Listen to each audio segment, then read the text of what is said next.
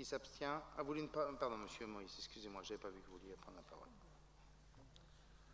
Oui, je vous rappelle que le caractère prescriptif du SRADET vis-à-vis des collectivités locales nous empêche de sauter de joie lorsque nous entendons parler de son élaboration.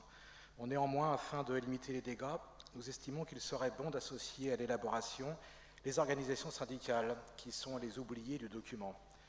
Vous savez, ce sont des structures dont se sont dotés les salariés du privé et du public dans la deuxième moitié du XIXe siècle, et qui permettent de remplacer le nous par le jeu par le nous. Pardon.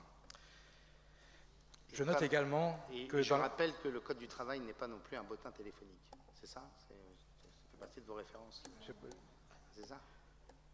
Alors, je note également que dans la catégorie « peuvent être associés » figure le Césaire. C'est une bonne chose. Peut-être cette fois-ci son avis sera-t-il pris en compte, car je n'ai encore jamais vu une délibération de la région qui ait été modifiée entre le moment où nous la recevons et le moment où nous en discutons en séance. Pourtant, entre les deux, il y a toujours une réunion du Césaire qui donne des avis très circonstanciés, tout au moins sur les projets de délibération dont il est destinataire.